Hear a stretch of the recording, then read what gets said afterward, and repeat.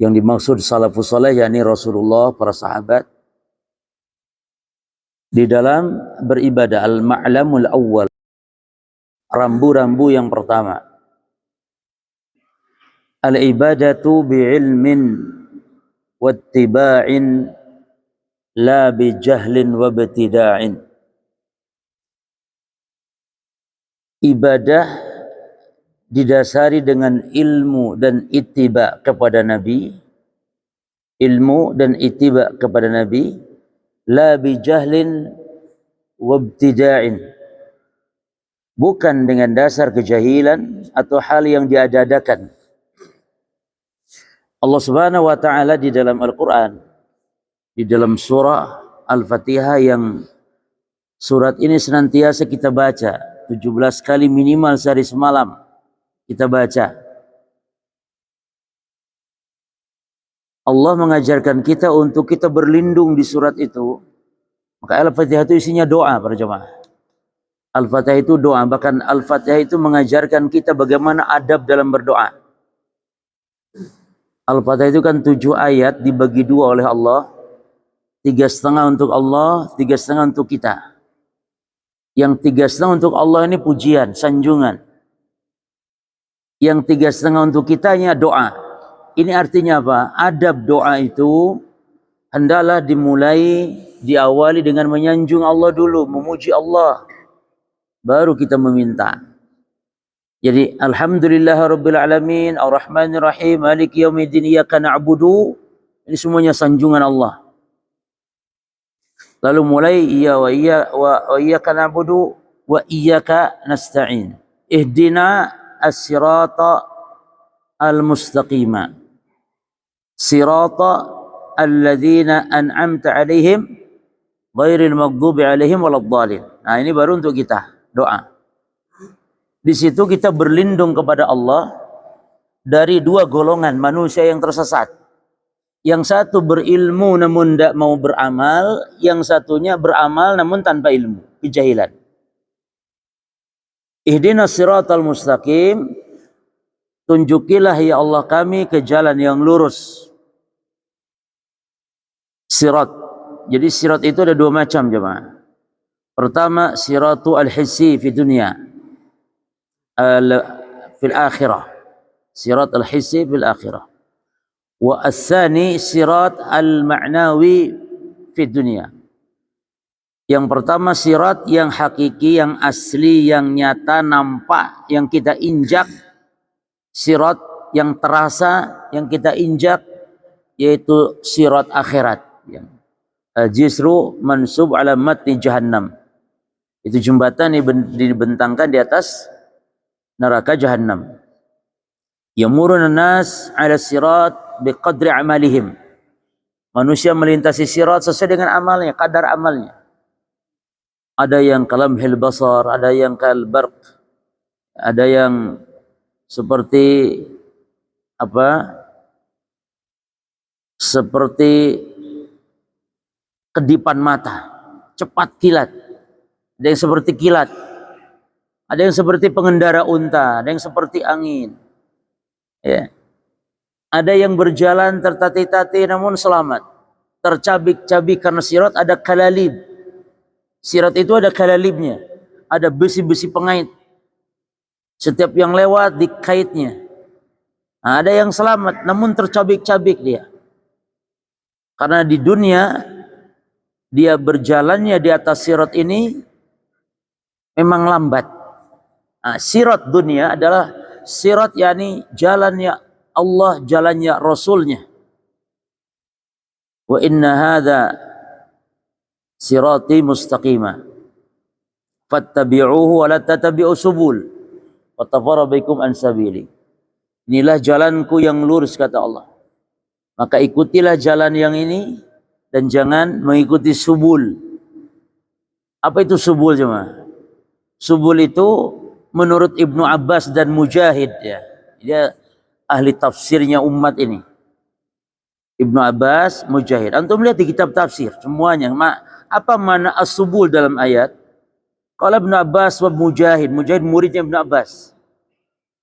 Qala Ibnu Abbas wa Mujahid, As-subul ay al-bid'ah wa dhalalat. As-subul yakni kebid'ahan-kebid'ahan, wa dhalalat dan kesesatan-kesesatan. Maka jalan menuju Allah hanya satulah, yaitu jalannya Rasul, sunnahnya Rasul sallallahu alaihi wasallam. Nah, orang kalau di atas sirat dunianya lurus dia, maka akan lurus juga nanti jalan di akhirat.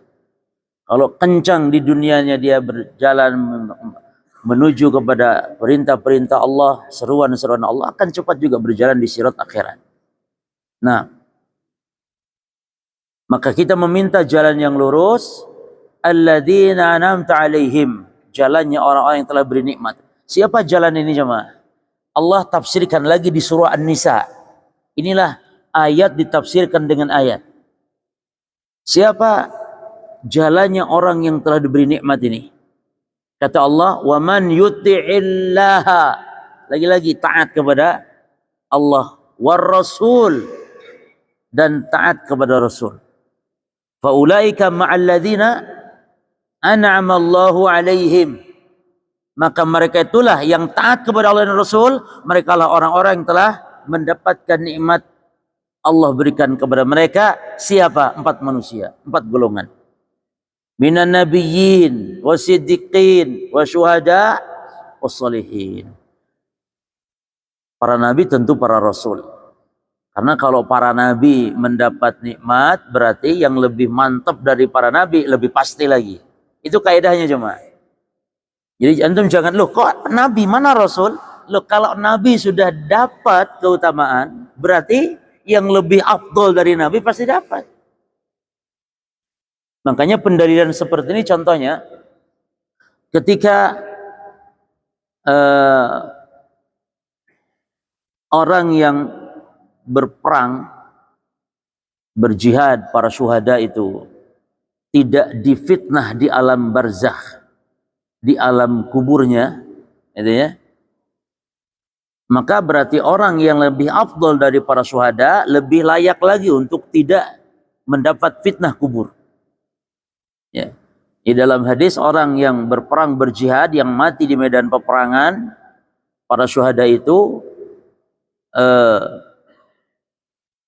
menyebabkan mereka selamat dari fitnah kubur, pertanyaan munkar dan nakir. Kafa bi barakis suyufi inda ra'sihi amina minal fitnah.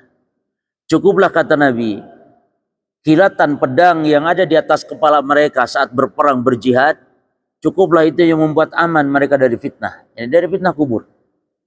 Kalau yang berjihad aman dari fitnah kubur, maka yang lebih utama dari mujahid, dari syuhada, tentu lebih afdal. Kita lihat di ayat ini. Ini ayat urutan keutamaan manusia yang mendapat nikmat Allah. Yang pertama siapa urutannya? Minan nabiyyin. Yang kedua turun derajat wasyuhada atau wasiddiqin. Wasiddiqin. Lalu turun derajat ketiga wasyuhada, turun derajat keempat terakhir wassalihin. Hausna ulaika rafiqa. Mereka sebaik-baik teman. Jadi siratal ladzina an'amta 'alaihim, itulah mereka jemaah. Jalannya para nabi, jalannya para siddiqin, jalannya para syuhada. Siapa siddiqin yang dimaksud? Gampangannya Abu Bakar jemaah. Jadi orang-orang yang tingkat keimanannya tingkat tinggi sudah. Abu Bakar As-Siddiq yang jujur dalam keimanan. Kalau kita kayaknya terlalu tinggi kalau mengaku as-siddiqun kita. Syuhada saja belum tentu. Cuman kita minimal yang keempat, minimal jangan yang kelima, jangan yang keenam, ketujuh. Minimal kita ini urutan keempat minimal. Atau urutan pertama minan nabiyyin. Lah. Makanya di antara doa yang mustahil yang tidak boleh doa Allahumma ja'alni minan nabiyyin.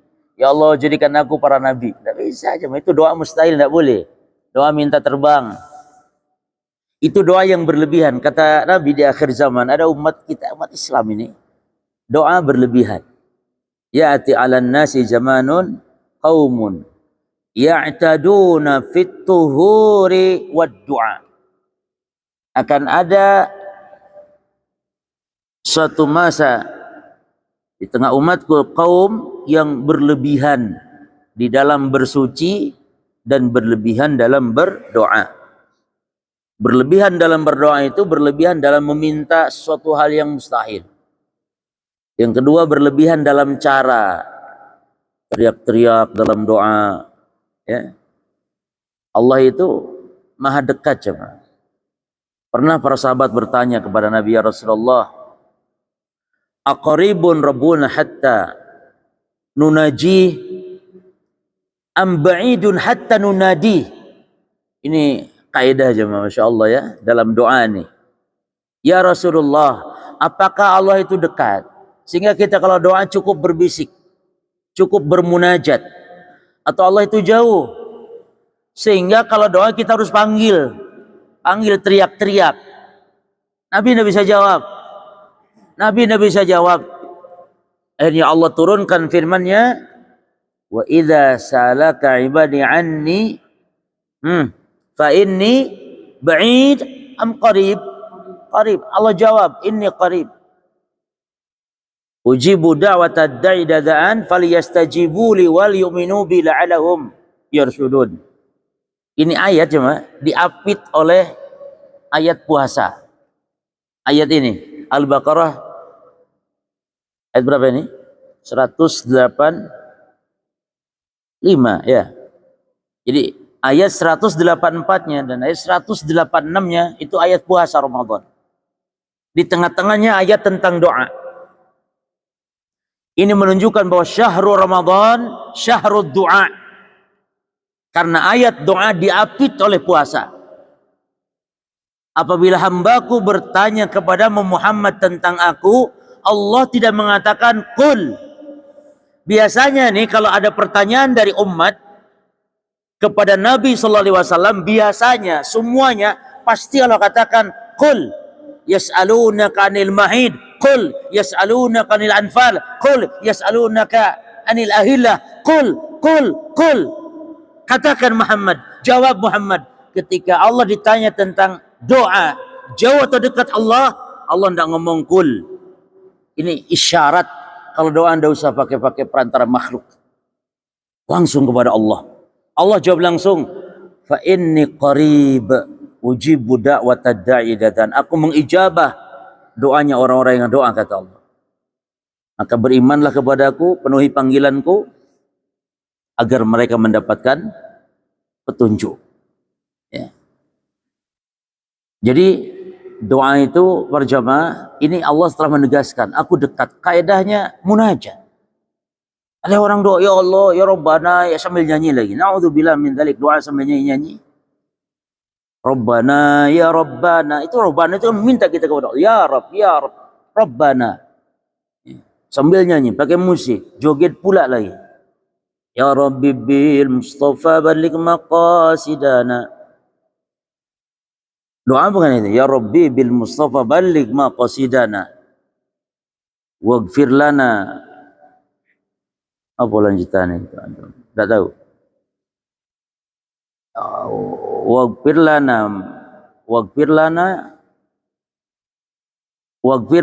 Kalau dinyanyikan baru hafal. Memang kita hafalnya dari nyanyian. Saking seringnya mendengar nyanyian itu, kita jadi hafal. Maka orang-orang Arab dulu cuma kalau ingin mengabadikan sesuatu, dia buat syair abadi itu. Walaupun kedustaan, dia dibuat syair abadi. Makanya ada istilah lagu sepanjang kenangan, kan? Itu lagu akan abadi sampai hari kiamat, ya kawan. Itu penyanyi membuat lagu itu, kayak Rhoma Irama membuat lagu itu lagunya akan ada sampai hari kiamat, dikenang manusia dan menjadi jariah bagi penciptanya di alam barzah sampai hari kiamat. Jadi kalau ingin abadi dibuat syair, orang Arab dulu gitu, dibuat syair. Nah sekarang yang melekat di kita syairnya itu, dibuat lagunya. Anak kalau itu hafal, kalau ada lagu kali, ya Rabbi bil Mustafa baligh maqasidana waghfir lana ma madaya wasi'al karami.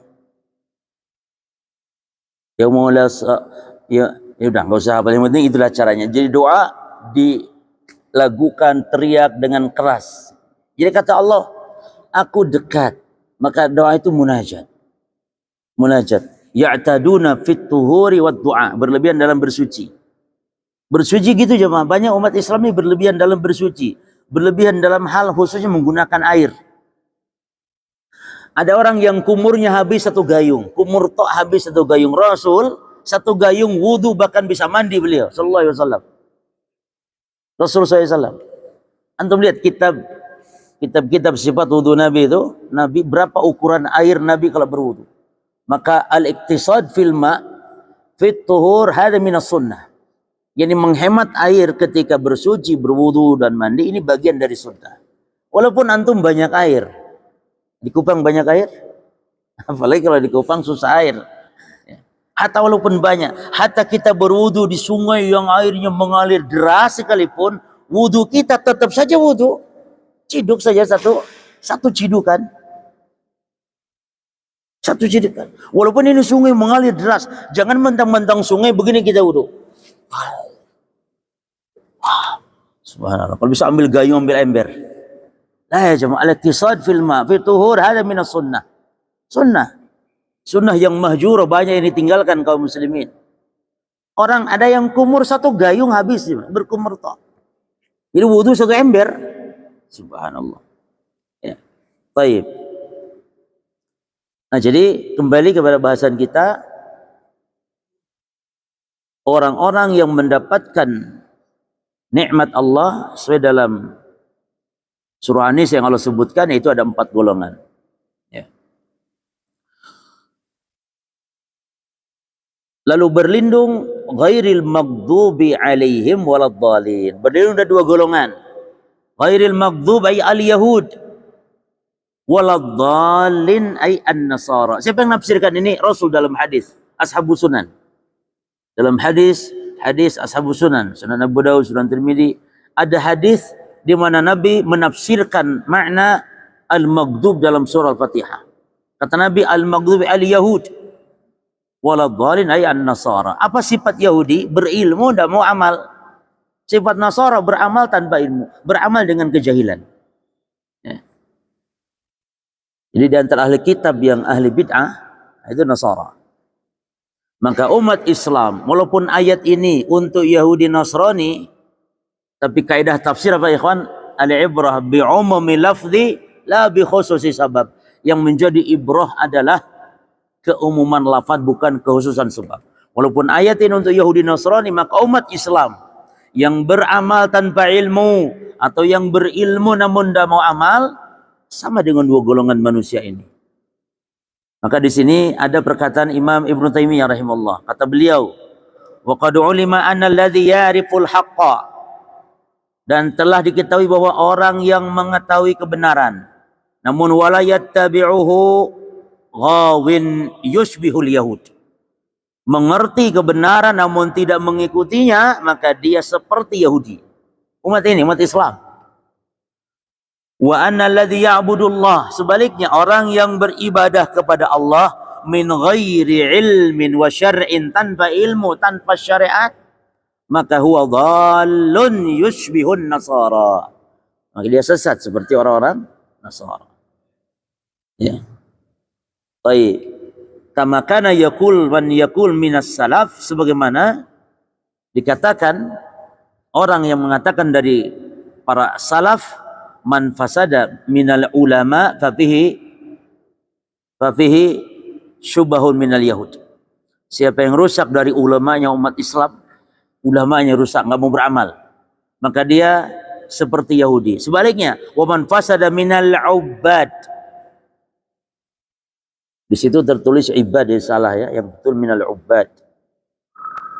Siapa yang rusak dari kalangan ahli ibadah, fa fihi syubahun minan nasara, maka dia sama seperti orang Nasrani. Jadi dasari ya kawan ibadah kita, dasari dengan ilmu. Maka cari dulu dalil. Jangan semangat dulu beramal, beribadah, cari dulu dalil. Adakah dalil, adakah dasar sumbernya dari Nabi, dari para sahabat, sehingga kita ittiba kepada mereka. Ada kisah yang membuat binasa, mati gara-gara ibadah tanpa ilmu. Ini hadis Nabi dari Ibnu Abbas ya. asaba rajulan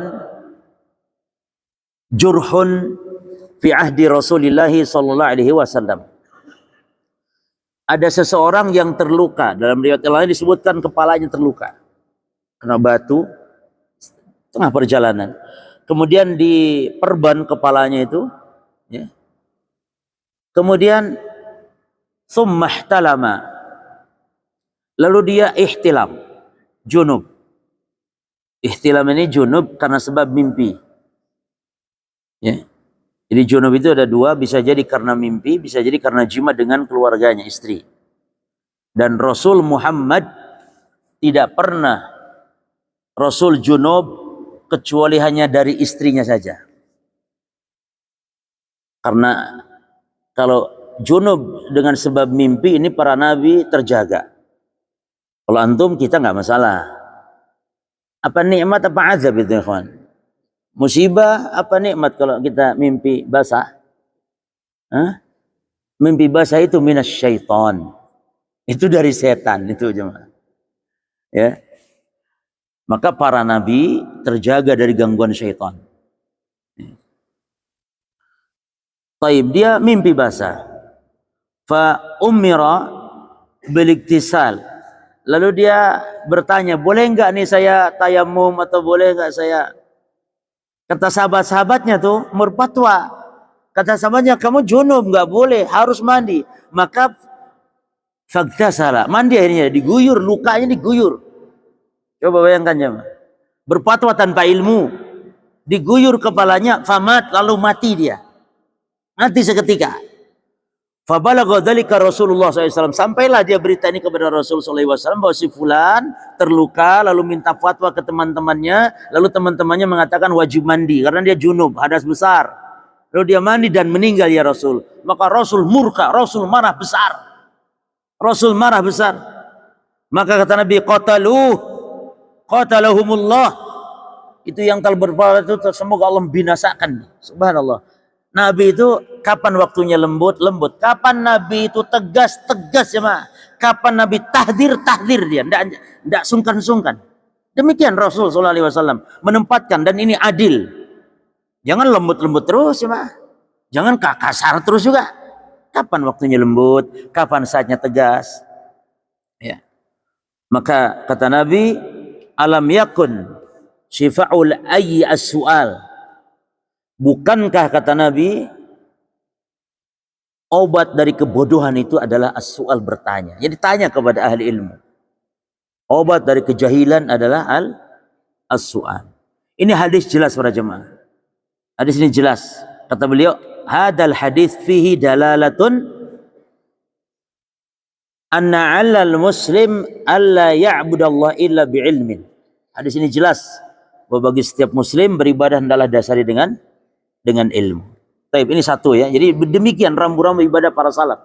Ibadah yang selalu dasarnya ilmu, ada dalil. Selalu dasarnya adalah ittiba. Yang kedua, al-ma'lamus tsani.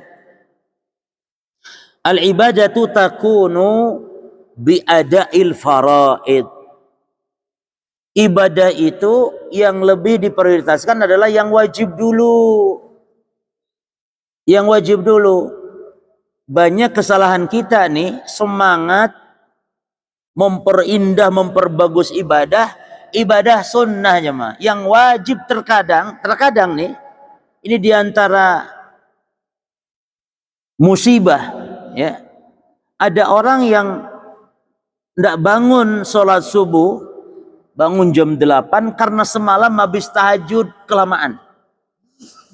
Semalam tahajud, gara-gara tahajudnya mantap banget ya, sampai nangis-nangis, Masya Allah. Tapi dengan sebab tahajud itu dia bangun subuh jam 8 cuma. Ini kan mau cari apa, kehilangan apa gitu. Ada peribahasa, di setiap daerah mesti ada peribahasa itu. Mencari yang kurang penting malah kehilangan yang penting.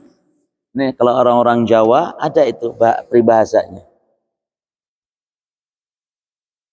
Apa Pak? Coba Pak, bahasa yang kelas Pak. Golek tutut kehilangan jelang katanya.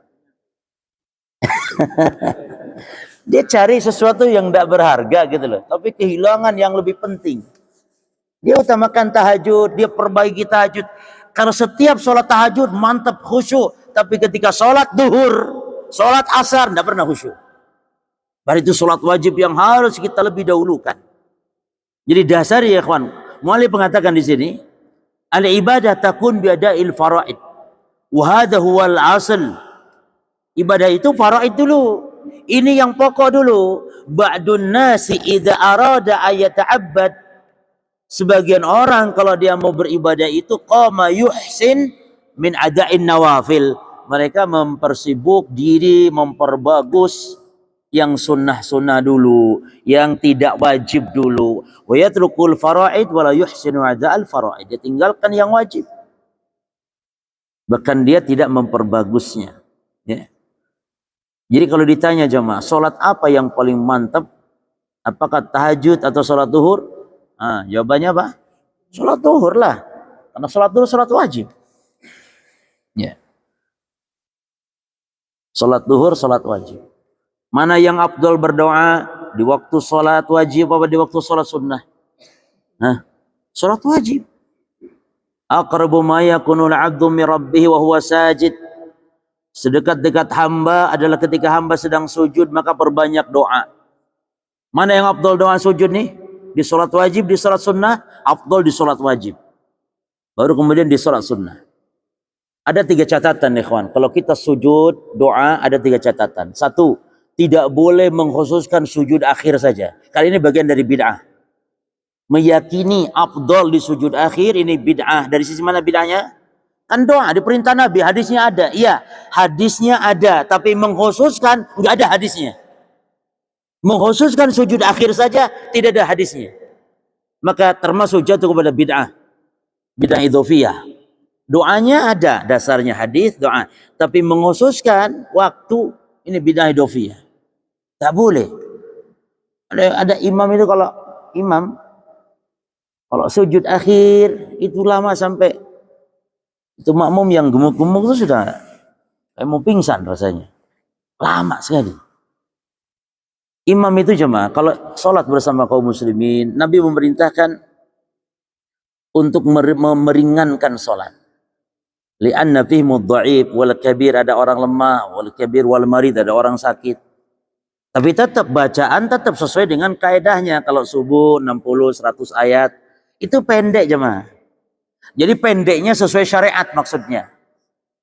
Jadi jangan pendek sesuai hawa nafsu kita. Kalau sesuai nafsu, baca wasyamsi itu sudah kepanjangan kalau menurut nafsu. Wah, imam ini kepanjangan. Baca apa? Baca wasyamsi wa duhaha. Itu pendek. Pendek normal ya nih, wajar. Subuh 100 ayat, 60 ayat itu normal. Ya. Yang tidak normal tuh kalau sholat isya membaca Al-Baqarah. Sebagaimana Mu'adz bin Jabal dimarahi Nabi itu Mu'adz. Jadi Mu'adz itu ceritanya sholatnya 2 kali jemaah. Mu'adz itu sholat bersama Nabi, sholat isya. Lalu nanti pulang ke kaumnya nunggu Mu'adz sebagai imamnya. Nah, ini boleh sholat 2 kali, kalau berjamaah ini boleh jemaah. Maka tidak ada istilah ya antum sudah sholat di rumah barangkali atau di hotel atau di masjid lain. Antum datang ke suatu masjid lagi, di masjid sedang sholat, antum jangan duduk. Ikut sholat lagi.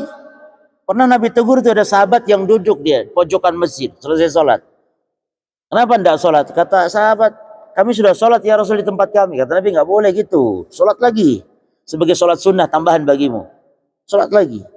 Jangan sampai ada keanehan di masjid. Orang pada sholat dia kok duduk. Kok duduk? Orang pada sholat dia kok duduk. Jangan-jangan sedang haid, sedang datang bulan kah? Orang sedang sholat kok dia duduk. Kalau dia nggak mau sholat, masuk kamar ya akhi. Masuk ya akhi, jangan duduk di masjid. Jangan duduk di masjid. Orang sedang sholat, antum walaupun sudah sholat ikut sholat lagi. Kecuali kalau antum tidak mau sholat, jangan duduk di masjid. Masuk rumah. Jangan sampai menimbulkan fitnah. Ke orang sholat, ini tidak sholat. Berarti sedang haid ente. Sedang haid. Tidak sholat. Kan yang tidak. Sudah kalau wanita yang duduk-duduk, bisa lah. Dia mungkin karena sedang haid. Laki-laki duduk-duduk tidak sholat, orang sedang sholat, tidak boleh. Ya. Nah, jadi Mu'adz sholat 2 kali. Ketika sholat bersama kaumnya, sholat isya jemaah, Mu'ad baca Al-Baqarah, gak nanggung-nanggung. Lalu ada salah seorang sahabat keluar dia dari sholat. Dan ini boleh, kalau antum imamnya kepanjangan, boleh keluar. Kalau antum ada hajat ya. Kalau tidak ya tidak boleh. Ketika keluar dilaporkanlah kepada Mu'ad. Lalu kata Mu'ad, innahu munafik katanya. Dan memang begitu di zaman dulu, kalau orang-orang keluar menyempal ya pasti orang munafik itu. Tidak sholat di masjid zaman sahabat berarti orang munafik. Yang ma'lumun nifak, yang nifaknya terang-terangan, ya kan? Karena di zaman Nabi orang munafik pun sholat. Jajah khair kepada imam tadi yang telah membacakan. Orang munafik itu idza qamu ila shalah qamu kusala. Yura'unan nas wa la yadhkurullaha illa qalila. Sifat munafik itu kalau sholat, sholatnya malas. Sholat tapi malas. Dia menampakkan kepada manusia. Makanya yang paling berat sholat bagi munafik, sholat subuh, sholat isya. Karena sholat malam, nggak ada orang lihat. Maunya munafik itu kalau sholat dilihat orang. Terus orang munafik zikir, tapi sedikit zikirnya. Wala yadhkurunallaha illa qalila. Dan tidak ada, dan tidak mereka zikir kecuali sedikit. Berarti kalau kita nih muslim zikir kepada Allah tapi masih sedikit, masih sifat-sifat munafik ada. Jadi zikir kita harus banyak ya. Wadhkurullaha dzikran qalilan aw katsira. Katsira. Banyak, perbanyak zikir. Dimanapun kita zikir. Kan zikir mutlak, zikir muqayyad. Yang muqayyad zikir kita masuk masjid, keluar masjid. Zikir ba'da shalah, zikir pagi, zikir petang. Ini muqayyad. Masuk WC, keluar WC. Zikir jima sama istri. Ini zikir muqayyad. Nah ada zikir mutlak. Kapanpun, dimanapun, berapapun. Mutlak itu nggak diikat waktu, tempat, bilangan. Everywhere, everywhere, every apa lagi? Pokoknya kapanpun, dimanapun. Satu lagi, kapanpun, dimanapun, berapapun. Perbanyak. Ahabul kalam ilallah arba'. Kalam yang disukai Allah ada 4. Subhanallah, alhamdulillah, la ilaha illallah, Allahu akbar. Khalas ya ikhwan, ini zikir sudah, nggak ada yang mengalahkan itu sudah. Ada lagi zikir kalimat tauhid kata Nabi. Khairu du'a yaum Arafah. Wa khairu ma qultu ana wa nabiyyuna min qabli. La ilaha illallah wahdahu la syarikalah. Lahul mulku wa lahul hamdu wa huwa ala kulli syai'in qadir. Sebaik-baik doa di hari Arafah dan sebaik-baik zikir yang dibaca oleh aku dan para nabi sebelumku. Semua para nabi rasul zikir ini. Dan itu zikir terbaik kata Nabi. La ilaha illallah wahdahu la syarikalah wa huwa ala kulli syai'in qadir. Ya. Baik. Dasarnya ya ikhwan, hadis Abu Talha bin Ubaidillah. Ada hadis di sini di halaman 7. Ja rajulun ila Rasulillah sallallahu alaihi wasallam. Ada seorang yang datang kepada Nabi sallallahu alaihi wasallam. Lalu dia tanya tentang apa itu Islam. Lalu Nabi jawab, Islam itu sholat 5 waktu sehari semalam. Nah, lalu orang ini tanya, apakah ada yang selain itu yang diwajibkan? Qala, kata Nabi, la illa an tatawwa. Tidak, kecuali kalau kamu mau sholat sunnah tambahan. Lalu dia tanya juga puasa, kata Nabi Ramadan. Apa ada yang wajib selain Ramadan? Tidak. Kata Nabi, kecuali kalau kamu tambah. Zakat juga dia tanya. Di akhir, setelah selesai Nabi jelaskan tentang rukun-rukun Islam. Dan kata Nabi, ini saja yang wajib, yang lain semuanya tambahan. Jelas ya? Lalu orang ini mengatakan, wallahi. Ini Arab gunung ini. Maka karakter pertanyaannya Arab gunung begitu, bebas dia. Maka sahabat itu cuma kalau ada Arab gunung tanya Rasul, wah senang itu. Arab gunung itu bukan orang kota. Kalau Nabi, sahabat itu orang kota cuma. Dan Nabi itu mesti orang kota. Nabi Rasul mesti orang kota yang dikenal kaum. Dan rata-rata nasab para Nabi Rasul itu mesti mulia. Supaya dakwahnya bisa masuk kemana-mana golongan. Kastanya mesti tinggi. Dan mesti orang kota. Enggak ada Nabi orang pedalaman, enggak ada. Enggak ada Nabi orang gunung, enggak ada orang pedalaman. Orang kota, Nabi-Nabi semua. Maka sahabat kalau ada orang pedalaman, Arab Baduy itu, ikhwan, Arab gunung itu adalah orang yang hidup bersama ternak mereka dari tempat ke tempat, dia pindah-pindah sesuai dengan musimnya. Jadi bukan harus di gunung, tidak, kadang di lembah, di gurun-gurun, pokoknya di mana dengan ternak-ternak mereka. Itu Arab-Arab gunung. Tabiatnya kasar, keras, kalau ngomong kenceng. Nggak ada adab sopan santun, ini karakter mereka. Kalau nanya ke Nabi itu pernah datang Arab gunung, ya Muhammad, ya Rasulullah, kadang gitu. Kadang nggak ada adab, panggil ya Muhammad, padahal nggak boleh. Cuman karena nggak tahu, Nabi memaklumi. Nggak boleh manggil ya Muhammad, jemaah. Ini kemuliaan Nabi Muhammad dibanding Nabi yang lain. Allah saja ndak panggil ya Muhammad. Allah itu. Nabi lain Allah panggil apa? Ya Ibrahim, ya Nuh, ya Adam, uskun anta wajhul jannah. Ya Musa, Allah panggil nama. Tapi Rasul Muhammad, apa panggilan Allah? Ya Nabi Allah, ya Rasulullah. Subhanallah. Maka umatnya dilarang. Para istri Nabi itu panggilnya ya Rasulullah. Enggak mentang-mentang suaminya panggil suami ya Muhammad, enggak. Aisyah, Khadijah semua. Kalau Khadijah kan masa sebelumnya, iya panggil Muhammad. Tapi setelah Nabi Rasul panggil. Umatnya enggak boleh ya Rasulullah. Bahkan enggak boleh mengeraskan suara di hadapan Nabi. Sahabat kalau berbicara dengan Nabi seolah berbisik, karena ada ayat ancaman tidak boleh la tarfu aswatakum fawqa sautin Nabi. Jangan angkat suara kalian melebihi suaranya Nabi. Ya. Jadi Arab gunung tanya, mata sa'ah? Ya Rasulullah, mata sa'ah? Ya Rasul, kapan kiamat? Siapa yang berani nanya gitu ya kawan? Sahabat. Kata Nabi, ma'adatta laha. Kamu nanya kiamat, apa yang kau sudah persiapkan? Apa yang kau persiapkan nanya kiamat? Kata sahabat, enggak ada ya Rasul, cuman saya cinta Allah, cinta Rasul saja. Modal cinta saja. Kata Nabi, anta ma'aman hab yaumil qiyamah. Engkau bersama orang yang kau cintai di hari kiamat. Nah, mari kita idolakan ya Rasul, para sahabat. Makanya kata Anas, ketika Nabi bersabda bahwa seseorang di akhirat bersama orang yang dia cintainya, dia bergembira. Karena saya cinta Rasul, saya cinta Abu Bakar. Kata Anas, saya cinta Umar. Maka saya berharap dengan cinta saya kepada mereka ini, saya akan dikumpulkan bersama mereka walaupun amal saya tidak sebanding dengan mereka. Modal cinta aja mah. Ya, modal cinta. Baik. Nah, kata kembali ke hadis kita aja mah. Jadi kata orang ini, wallahi la azidu ala hadza. Wah, demi Allah, aku tidak akan nambah kecuali ini saja. Jadi yang wajib-wajib saja. Kan kata Nabi, sholat yang 5 saja, kalau puasa Ramadan saja, kalau zakat ya harta dari yang harus dizakati saja. Yang lain tidak ada wajib.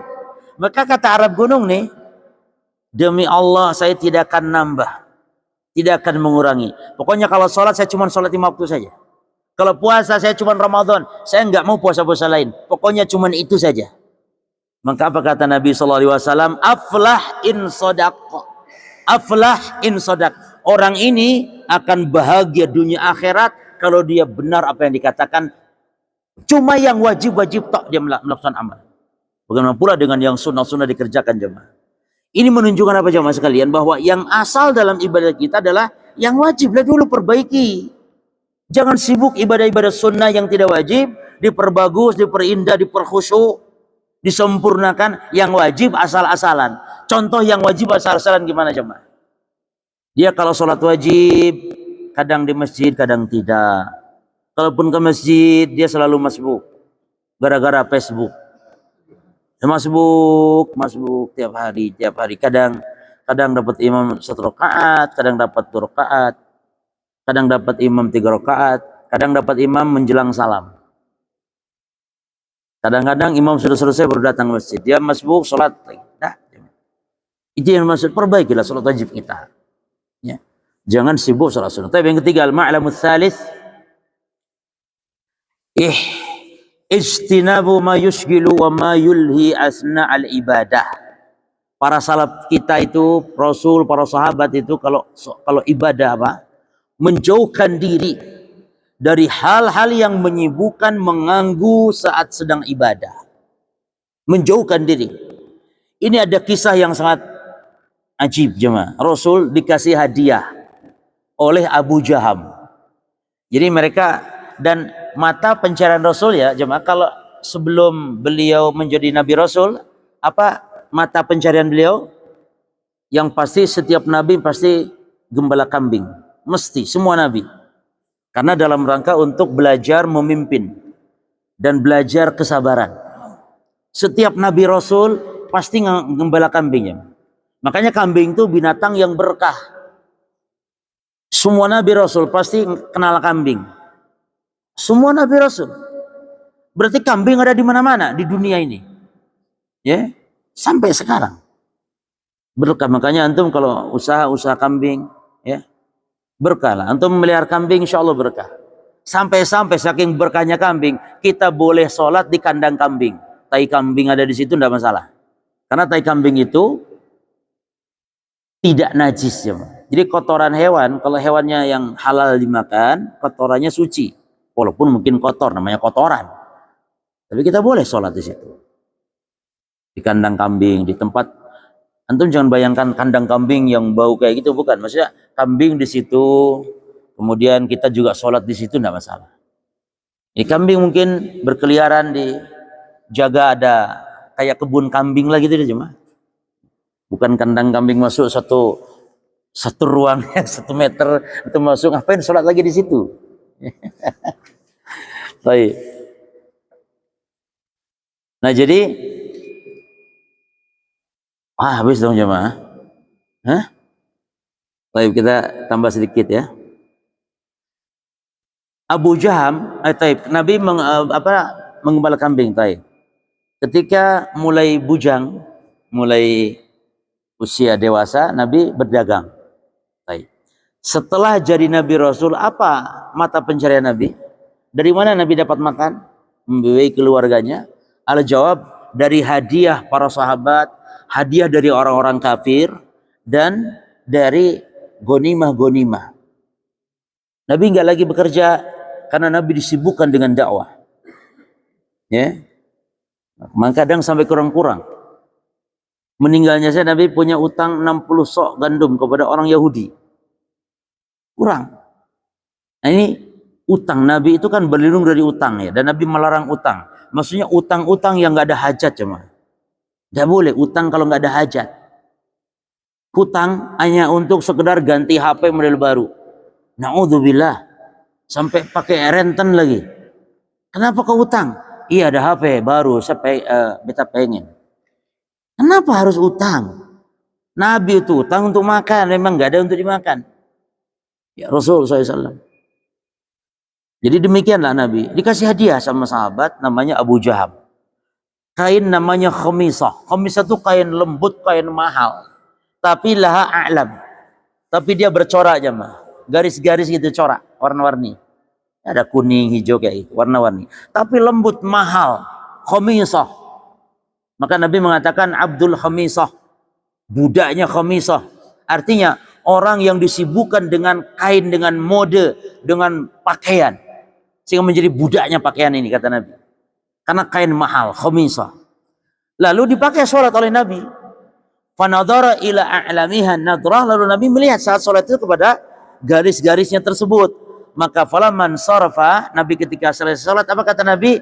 Idhabu bi khamisati hadihi ila Abi Jaham. Kata Nabi, kembalikan ini. Para sahabat ya, kembalikan kepada Abu Jaham. Kembalikan hadiah dari Abu Jaham ini kepada dia, wa atudi bi anbajaniyah. Lalu minta gantinya kain anbajaniyah. Anbajaniyah itu kain kasar, kain murahan kasar, tapi polos. Ini isyarat kalau kita sholat jemaah, pilih sajadah kita itu sajadah yang tidak bercorak. Karena Nabi saja yang khusyunya tingkat tinggi, khusyunya Nabi loh jemaah tingkat tinggi, terganggu dengan kain sajadah yang bercorak. Kata Nabi, fa innaha qad alahatni anifan fi sholati. Karena baru saja tuh kain mengganggu saya dalam sholat. Apalagi kalau zaman sekarang ini, masya Allah jemaah, macam-macam gambarnya ini.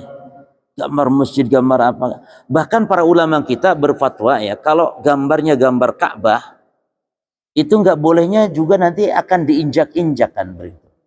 Kok gambar Ka'bah, Baitullah diinjak? saat kita sholat itu.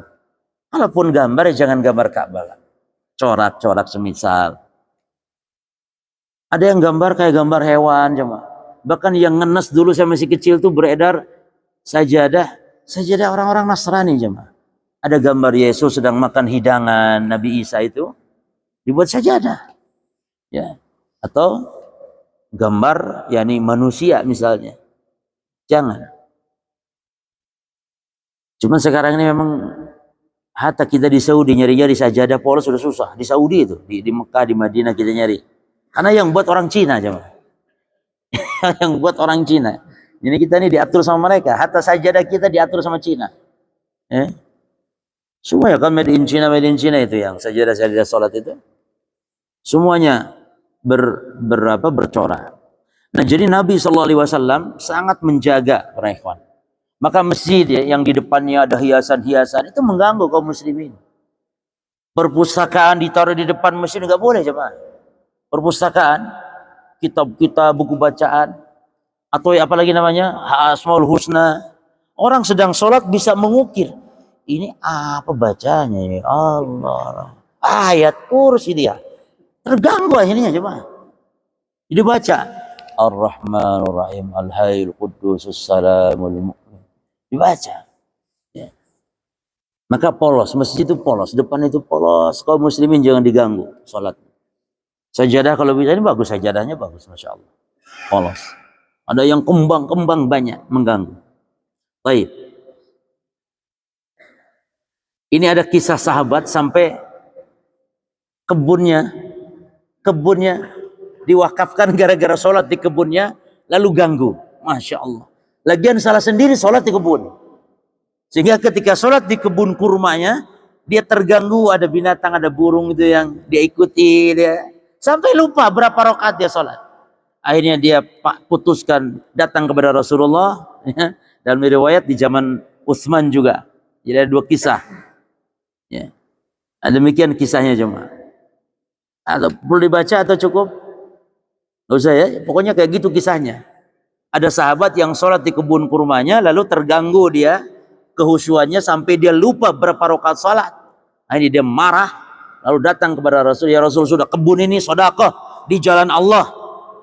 Sudah kebun. Maka kalau antum nih lagi sholat, HP antum ganggu, sudah HP-nya wakafkan di masjid. Kelas. Ganggu saja HP ini. Lagi sholat, jemaah. Wallahi, lagi sholat bunyi lagu dangdut lagi. Bunyi. Lagu dangdut. Imam, kayak sambil mau goyang-goyang tuh imam.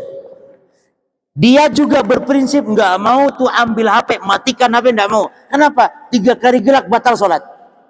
Ini musibah. Sampai kita sampaikan untuk mau ceramah, saya sampaikan, jemaah haram HP bunyi dibiarkan, haram, mengganggu kehusuan kaum muslimin, haram. Ambil, matikan, ambil. Atau kalau jalan 3 langkah 4 langkah tidak masalah. Makanya kalau masuk masjid silent, bunuh HP-nya, bunuh ya. Atau di silent ya. Mengganggu.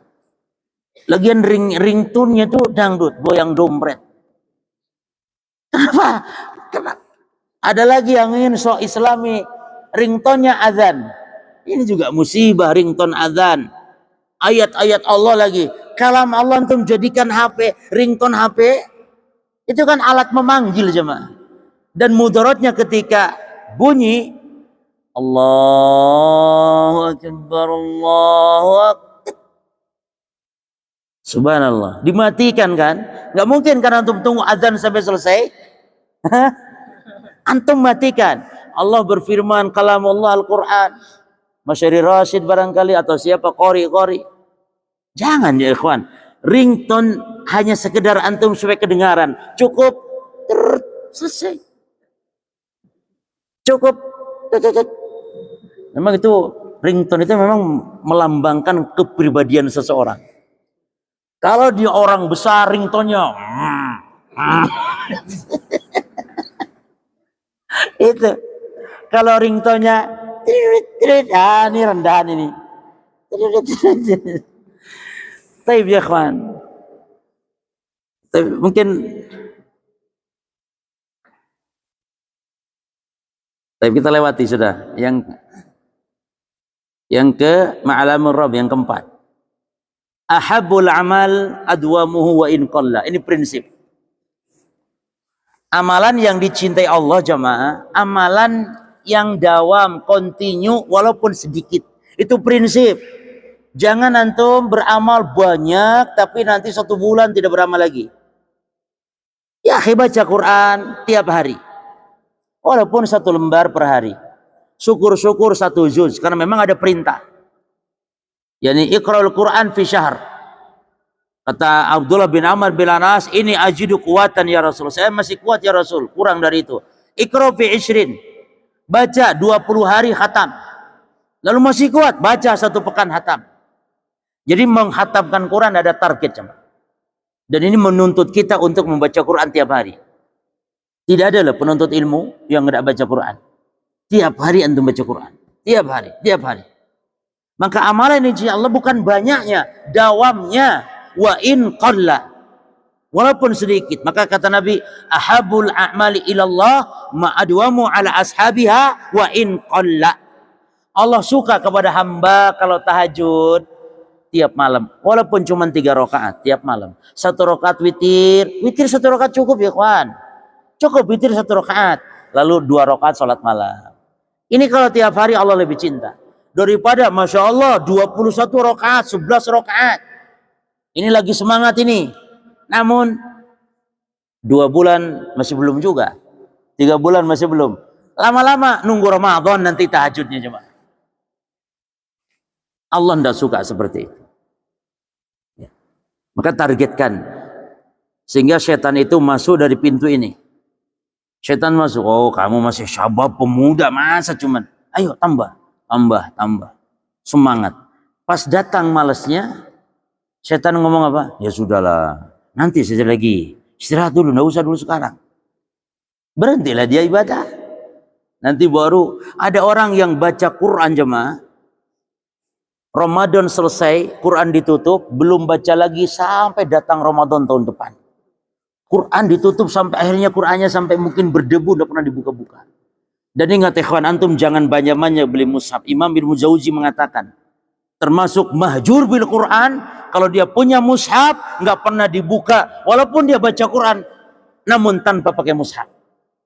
Jadi punya mushaf cukup 1 saja. Jadi kita baca mushaf. Ya. Kalau antum murojaah hafalan ya tentu baca, lalu antum hafal baca. Tapi baca mushaf. Apalagi sekarang ada HP ya. Kalau ada mushaf di rumah antum jangan pakai HP, jangan. HP kalau darurat saja. Aplikasi HP Quran baca, tapi mushaf dibaca. Karena antum punya mushaf nggak pernah dibuka, termasuk antum mahjur terhadap Quran. Jadi bukan hanya tidak membaca Quran, tapi walaupun baca tapi mushafnya tidak dibaca juga termasuk. Jadi baca ya, sering. Ya. Baik, ini orang kan koleksi mushaf. Setiap Ramadan beli. Jadi sekarang ini ada 15 mushaf di rumahnya. Beraneka ragam bentukan macam-macam mushaf. Dihias begini begitu. Nggak pernah dibaca. Dibaca 1. Maka antum penuntut ilmu mushaf 1 saja. Sudah lecek misalnya karena sering dibuka tidak masalah, sabar. Cukup 1 itu saja. Dan memang di antara tips agar hafalan kita kuat bagus, tipsnya cukup 1 mushaf bentuknya. Jangan macam-macam mushaf. 1 kan mushaf macam-macam terbitan ya. Antum cukup hafal 1 mushaf ini antum pegang. Ya. Berikutnya kawan kita lewati al-ma'lam al-khamis, rembu yang kelima, al-ibadah bil isabah la bituliha. Ibadah itu yang penting sesuai tuntunan Nabi, benar sesuai tuntunan, bukan masalah panjangnya, bukan masalah banyaknya. Ibadah yang sesuai sunnah walaupun sedikit berkah. Ya. Jadi yang sesuai dengan tuntunan, bukan banyak. Maka Allah mengatakan, alladzi khalaqal mauta wal hayata liyabluwakum ayyukum ahsanu amala, bukan aktsaru amala. Baik, yang keenam, al-ma'lam as-sadis, tarkut takalluf wa tashaddud fil ibadah. Tidak memaksakan diri, memberatkan diri dalam beribadah. Ada orang di zaman Nabi ya, yang yang sangat dikenal ahli ibadah. Siapa dia? Abdullah bin Amr bin Al-As. Ya. Sampai-sampai Nabi tegur dia karena dia tuh demikian rajinnya ibadah. Kalau sholat terus sholat, puasa terus puasa, baca Quran terus baca Quran. Sampai-sampai waktu bagi keluarga tuh juga kurang. Nah ini ditegur oleh Nabi. Kata Nabi, alam ukhbar annaka tasumu dahra wa taqra'ul Quran kulla lailah. Bukankah yang telah sampai kabar kepadaku bahwa engkau wahai Abdullah bin Amr bin Al-As yang senantiasa tiap hari puasa, tiap malam baca Quran? Iya ya Rasul, bala ya Nabi Allah. Iya wahai Rasulullah. Walam urid bidzalika ilal khair. Saya tujuannya baik. Lalu kata Nabi, kamu kalau puasa jangan tiap hari, kata Nabi. Fa inna bihasbika an tasum min kulli syahr salasa ayyam. Cukup kamu puasa setiap bulan 3 hari. Itu nanti Allah beri pahala seperti 30 hari. Berarti kalau kamu puasa tiap bulan 3 hari, berarti kamu seperti puasa seumur hidup. Cukuplah itu, kata Nabi. Tapi saya masih kuat ya Rasul, katanya gitu. Ya sudah, kalau gitu puasa Daud. Nggak ada lagi puasa yang lebih mantap dari puasa Daud. Bagaimana puasa Daud jemaah? Puasa Daud ini puasa sehari, buka sehari. Puasa sehari, buka sehari. Puasa sehari, buka sehari. Dalam 1 bulan. Berarti berapa hari puasanya? 15 hari. Kesalahan banyak kita nih, puasa Daud adalah puasa sehari, terus buka sehari. Besoknya. Sudah tuh selesai. Puasa sekarang Daud, besok buka kan? Besok udah puasa. Lalu selesai. Berarti puasa cuma sehari. Itu bukan puasa Daud namanya. Entah puasa Nabi apa itu. Puasa Nabi Daud, sehari buka, sehari puasa, sehari buka, sehari puasa terus. Dan gak ada lagi yang lebih afdal dari puasa Daud. Artinya kalau kita sedang puasa Daud, tidak mungkin kita masih puasa Senin Kamis. Tidak mungkin. Jangan disibukkan dengan puasa lain kalau orang sudah puasa Daud. Kecuali datang puasa-puasa tahunan. Seperti puasa Arafah. Itu ulama membolehkan. Karena ini puasa jarang-jarang. Tapi kalau Senin Kamis, sudah tidak perlu lagi Senin Kamis. Tapi kalau puasa Arafah, boleh puasa. Lalu baca Quran juga gitu. Kata Nabi, baca Quran 1 bulan. Saya masih kuat ya Rasul. Baca 20 hari. Saya kuat. Akhirnya jemaah, ketika Nabi katakan, keluargamu semuanya ada hak. Badanmu ada hak. Lalu Abdullah bin Amr bin Al-As, akhirnya ketika di masa tuanya beliau menyesal. Tidak nurut kepada yang dianjurkan Nabi. Ini ketika muda sibuk, capek, sedang waktu tuanya, akhirnya tidak mampu beramal. Makanya dia pun mengatakan, wadidtu anni kuntu qabiltu rukhsatan Nabiyillahi SAW. Duhai, seandainya dulu saya menerima rukhsah dari Nabi. Ini yang penting dawam. Puasa ya, tidak harus sampai puasa tiap hari. Bayangkan jemaah, malamnya tahajud terus, baca Quran tiap malam terus, ya. Akhirnya karena terlalu memaksakan, akhirnya ketika tuanya sakit, nggak bisa beramal secara sempurna.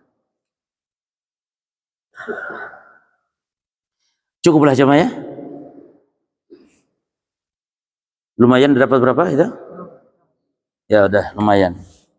Antum baca sendiri, cuman belum diterjemahkan. Kalau yang kemarin saya kasih itu memang itu tulisan saya sendiri. Yang panduan menyambut Ramadan itu memang tulisan saya, nanti saya share insyaallah ya. Baik. Ini materi bagus-bagus sebenarnya kalau kita kaji seluruhnya, cuman apa daya. Ya. Mungkin ke depan kita fokus hanya beberapa kitab saja, tapi kita khatamkan. Insya Allah seperti itu. Itu pun kalau ke depan kita masih panjang umur, bisa lagi ke sini. Mungkin demikian jemaah. Tapi dengan begini juga insya Allah dapat faedah, walaupun tidak seluruhnya kita dapat. Cukup ya, ada yang tanya atau enggak? Hah? Baik. Naktabi ila hadzal qadar, subhanakallahumma bihamdika asyhadu an la ilaha illa anta astaghfiruka wa atubu ilaik. Assalamualaikum warahmatullahi wabarakatuh.